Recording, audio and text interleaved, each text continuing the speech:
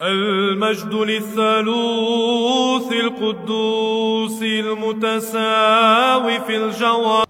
Shalom, salam sejahtera di dalam nama Tuhan Yesus. Nah, dalam video ini saya akan menanggapi salah satu komentar dalam video saya tentang kristologi, di mana orang ini berkomentar tentang sebutan Ibnullah, anak Allah bagi Yesus, yang menurutnya sebutan itu merupakan sebuah bentuk kesesatan di dalam iman Kristen. Nah, bagaimana tanggapan kita sebagai orang percaya? Yang pertama, di dalam Qonun al-Iman atau Syahadat Nisea, pengakuan iman Nisea, di sana ada ungkapan yang diyakini oleh seluruh umat Kristen, di mana bunyinya Nu'min birobbin wahid. Kami percaya kepada satu Tuhan, Yeshu al-Masih, yaitu Yesus Kristus, Ibnullahil Wahid, anak Allah yang tunggal. Nah, tentu perumusan atau syahadat, pengakuan iman ini tidak sembarangan saja dibuat, tetapi berdasarkan kitab suci, baik perjanjian lama, perjanjian baru, yang menyatakan salah satu gelar Sang Mesias itu adalah anak Allah.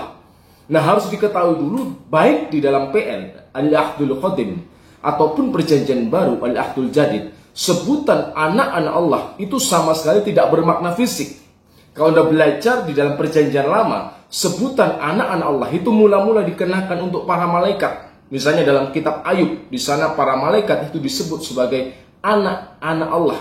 Yang kedua, menunjuk kepada umat Allah sendiri, manusia ciptaan Allah. Misalkan di dalam kitab Ulangan pasal yang ke-14. Saya akan bacakan salah satu contoh ini dalam Ulangan pasal yang ke-14. Ulangan 14 ayat yang pertama. Di sana dikatakan, kamulah anak-anak Tuhan Allahmu. Dikatakan banim atem ladonai.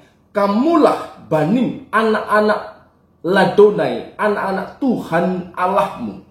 Jadi sebutan ini dikenakan bagi umat Allah, orang-orang Israel pada waktu itu, orang-orang Yahudi, dan sama sekali tidak bermakna fisik, tidak bermakna biologis. Di dalam perjanjian lama maupun perjanjian baru, sebutan anak-anak Allah itu sama sekali tidak berkaitan dengan keanakan secara biologis. Nah, ini harus dicatat.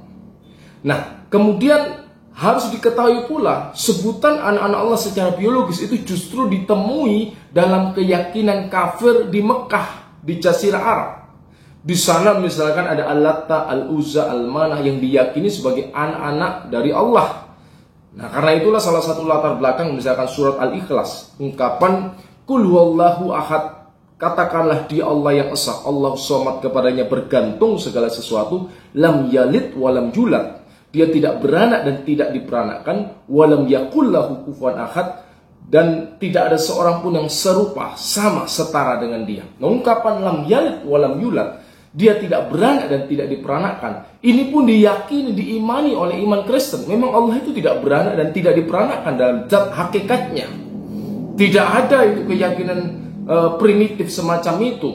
Dan keyakinan ini itu ada di Jazirah Arab, di Mekah pada waktu itu, di mana mereka meyakini bahwa Allah itu punya anak.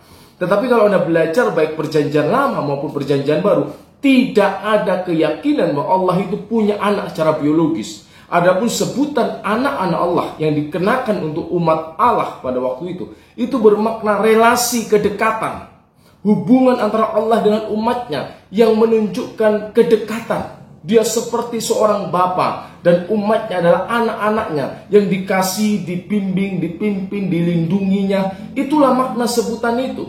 Nah, sekarang yang tiga, apa makna sebutan anak Allah dalam bentuk tunggal untuk Sang Mesias atau Al-Masih? Nah, ini sedikit berbeda. Di dalam keyakinan orang-orang Yahudi, Mesias itu sudah dipahami sebagai anak Allah. Misalkan ketika Yesus ditangkap, sudah dinyatakan di sana dalam Matius pasal 26. Matius pasal 26. Matius pasal 26 ayat 63 akan saya bacakan. Di sini adalah pertanyaan dari para imam, para ahli-ahli Taurat.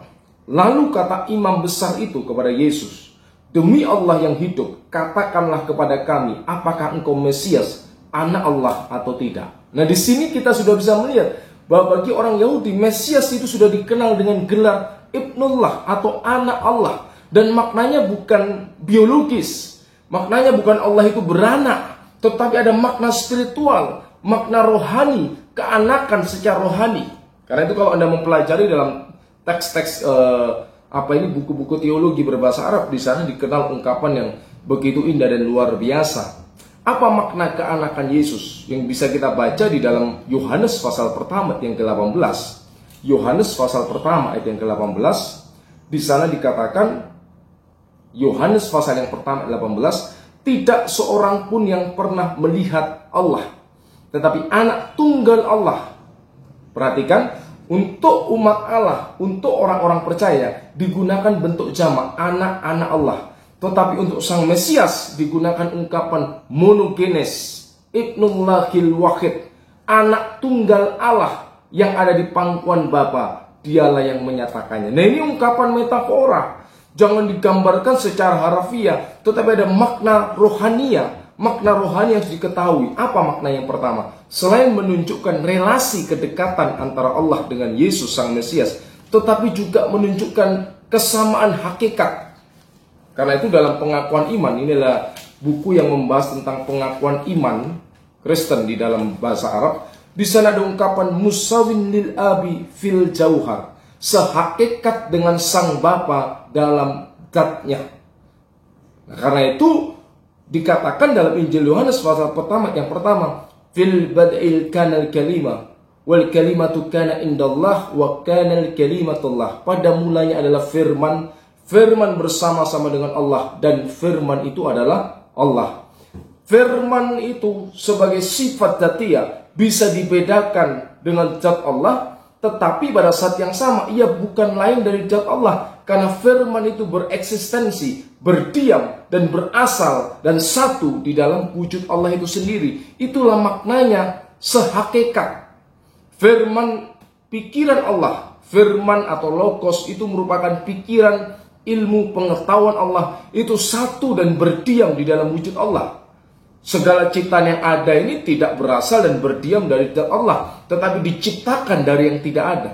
Tetapi firman-Nya, kalimatnya itu berdiam dan berasal di dalam zat atau wujud Allah. Karena itu dinyatakan sehakikat, musawin, sehakikat dengan sang Bapa. Sang Bapa itu menunjukkan sebutan untuk Allah dalam wujud hakikatnya.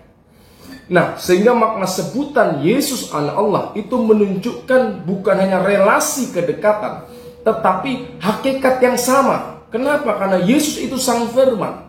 Sang firman yang satu dan berdiam di dalam wujud Allah. Tentu bukan dalam wujud kemanusiaannya, tetapi dalam keberadaan hakikatnya, dalam tabiatnya sebagai kalimat Allah, itu satu dan berdiam di dalam zat Allah. Inilah makna sebutan anak tunggal Bapa. Inilah makna sebutan Ibnullah, sang putra Allah. Maknanya bukan Allah itu beranak. Karena itu iman Kristen secara tegas juga menyatakan bahwa Allah itu lam yalid walam yulad. Ia tidak beranak dan tidak diperanakkan. Karena memang dalam hakikat keberadaannya, Allah itu tidak beranak dan tidak diperanakkan. Ia maha kekal, maha ada.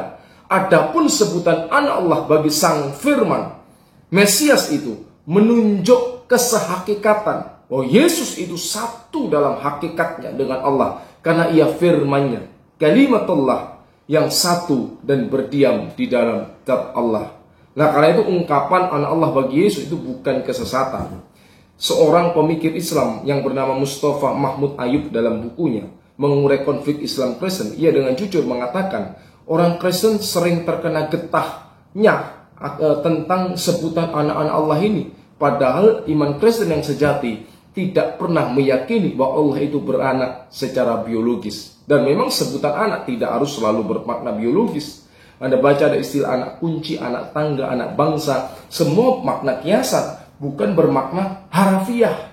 Kan sebutan anak Allah tidaklah bermakna harafiah biologis bahwa Tuhan itu beranak. Nah, ini yang harus kita ketahui sebagai orang percaya. Nah, kiranya apa yang saya sampaikan ini memberikan pencerahan bagi kita semua. Amin. Tuhan Yesus memberkati.